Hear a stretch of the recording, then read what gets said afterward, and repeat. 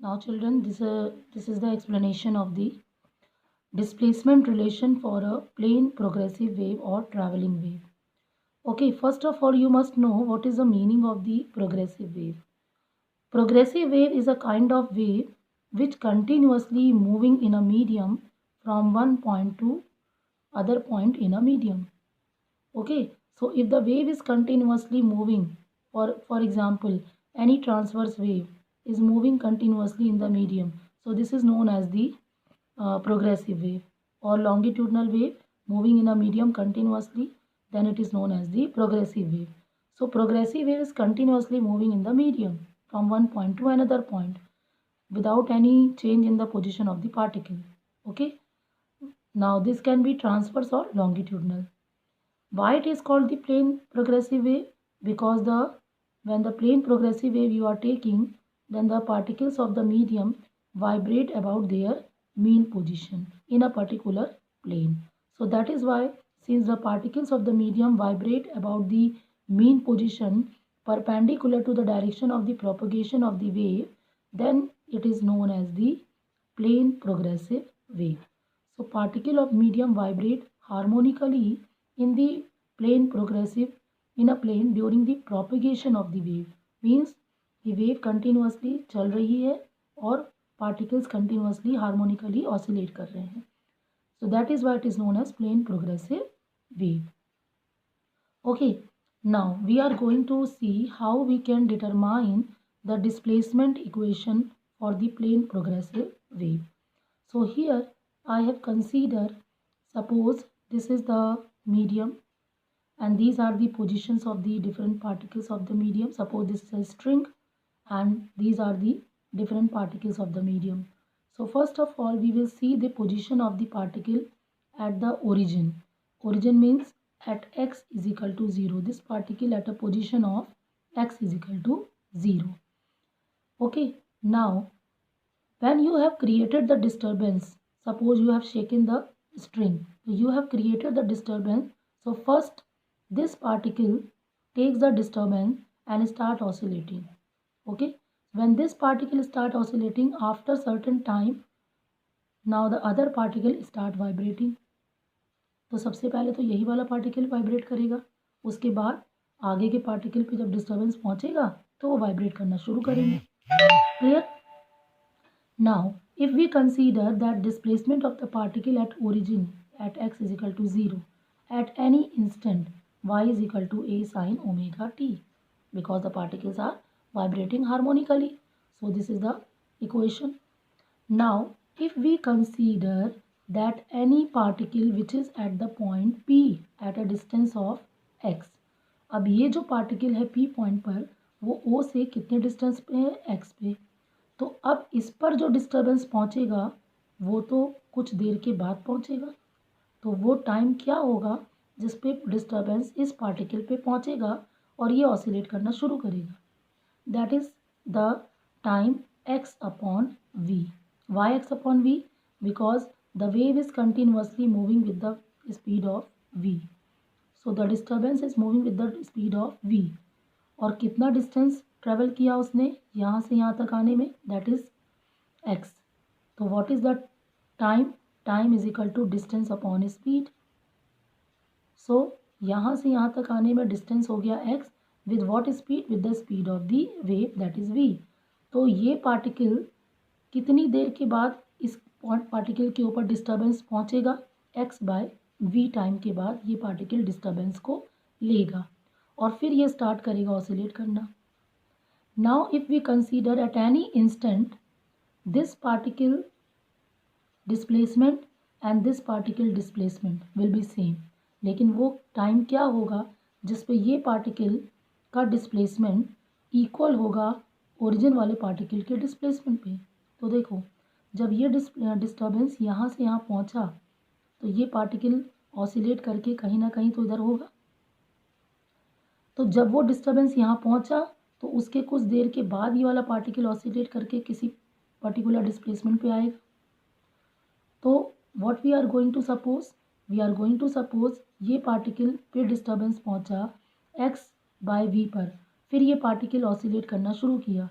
और इसका डिस्प्लेसमेंट और इसका डिस्प्लेसमेंट कब इक्वल होगा। तो मान लिया ये पार्टिकल यहाँ पे पहुँचा टी डैश टाइम पे, तो ये जो टी डैश टाइम है अगर उसके डिस्प्लेसमेंट और इसके डिस्प्लेसमेंट को हम रिलेट करें तो ये जो टी डैश टाइम होगा जिस पे ये ऑसिलेट करना शुरू किया, ऑसिलेट करके यहाँ पहुँचा, दैट इज़ टी डैश। ये वो टाइम होगा जिसमें ये वाला पार्टिकल भी ऑसिलेट करके यहाँ पहुँचेगा, सेम डिस्प्लेसमेंट कवर करेगा। तो पहली बात तो ये कि ये डिस्टर्बेंस यहाँ से यहाँ तक पहुँचने में उसने कितना टाइम लिया, एक्स बाई वी। जब एक्स बाई वी टाइम के बाद डिस्टर्बेंस यहाँ पहुँचा और ये पार्टिकल ऑसिलेट करना शुरू किया और इसका डिस्प्लेसमेंट और इसका डिस्प्लेसमेंट इक्वल हुआ, तो कितने टाइम पर ये पार्टिकल इसके डिस्प्लेसमेंट के इक्वल होगा। जो ओ ओरिजिन ओ पे जो पार्टिकल है उसका डिस्प्लेसमेंट पी वाले पार्टिकल के डिस्प्लेसमेंट के इक्वल कब होगा, जब हम इसमें क्या कंसीडर करें। Now t dash will be equal to what, this is t time. या इसको चलो हम ऐसे सपोज करते हैं कि जो टी टाइम है उस पर ये पार्टिकल ऑसिलेट करना शुरू किया, तो कौन सा टाइम था, एक्स बाई वी टाइम। ये वो टाइम है जिस पे ये पार्टिकल ऑसिलेट करना शुरू किया, तो that will be x by v time. लेकिन इस पार्टिकल का डिस्प्लेसमेंट और इस पार्टिकल का डिस्प्लेसमेंट कब इक्वल होगा, कब इक्वल होगा, जबकि ये पार्टिकल अपनी पोजीशन से ऑसिलेट करके एक्स बाई वी टाइम के बाद पहुंचेगा। क्लियर। तो अगर हमने मान लिया कि ये जो पार्टिकल ओ पर है वो कितने टाइम के बाद इसके डिस्प्लेसमेंट के इक्वल होगा, that will B time T dash. तो एक्स बाई वी इस डिस्टर्बेंस के यहाँ से यहाँ तक पहुँचने का time, and what is T dash, t dash वो टाइम हुआ जिसमें ये पार्टिकल इस डिस्टर्बेंस के यहाँ से यहाँ तक पहुँचने पर यहाँ पहुँच गया। क्लियर हो गया। तो ये टी डैश टाइम जो मैंने यहाँ पे लिया है वो टाइम है जिसमें ये पार्टिकल का डिस्प्लेसमेंट और इस पार्टिकल का डिस्प्लेसमेंट क्या होगा, इक्वल होगा। तो what will be the t dash, t dash will come out to be t minus x by v. Clear. तो टी डैश वो टाइम है जिसमें ओ पार्टिकल का डिस्प्लेसमेंट और पी पार्टिकल का डिस्प्लेसमेंट इक्वल होगा, लेकिन दोनों की पोजीशन अलग है। ये 0 पोजीशन पे है और ये x पोजीशन पे है।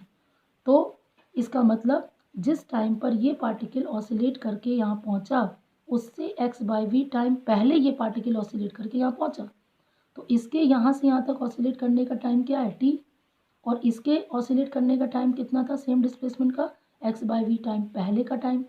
तो t में से x बाई वी को अगर आप माइनस कर दीजिए तो ये वाला जो टाइम होगा जिसमें ये पार्टिकल यहाँ पहुँचा वो टाइम आपको मिल जाएगा, जिसमें इसका डिस्प्लेसमेंट और इसका डिस्प्लेसमेंट दोनों क्या होगा, सेम होगा।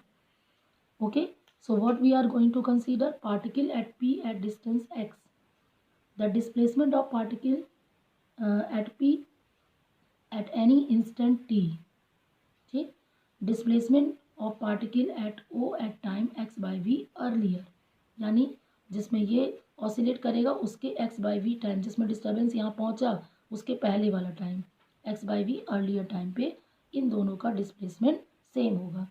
तो displacement of particle at o at which time, t minus x by v, यानी ये जो इक्वेशन लिखी हुई थी दिस, ये पार्टिकल o के लिए लिखी हुई थी, तो इसमें पार्टिकल o का जो टाइम t है उसको हम रिप्लेस किससे करेंगे, t minus x by v से।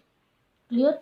तो उस केस में डिस्प्लेसमेंट ऑफ पार्टिकल जो होगा आपका, that is the displacement of particle at p at time t is equal to displacement of particle at o at time t minus x by v पर same हो जाएगा।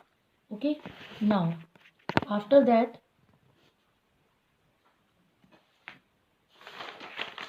सी when you have placed y is equal to a sin omega in place of t minus x by v. Okay, so now omega is multiplied with this bracket, y is equal to a sin omega t plus omega by v x.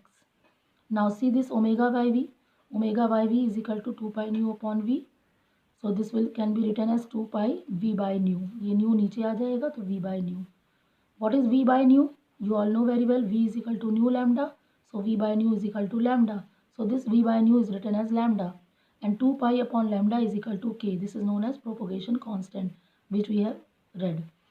Now this equation, another form, can be written as y xt is equal to a sine omega t.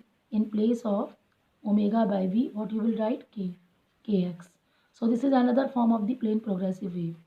Now other forms we are going to see. Now this omega can be written as 2 pi by capital T, and this k can be written as 2 pi upon lambda. Take 2 pi common. So this can be written as t by capital T minus x by lambda. Now this is another form of the plane progressive wave. Now after that, what we are going to take, y xt is equal to a sin 2 pi upon capital T. इस bracket से capital T को common ले लें. तो अगर capital T को common लेंगे तो ये तो हो जाएगा, ये वाला तो हो जाएगा T, और यहाँ पे इस एक्सप्रेशन में कैपिटल T मल्टीप्लिकेशन में आ जाएगा. तो एक्स टी अपॉन लैम्डा.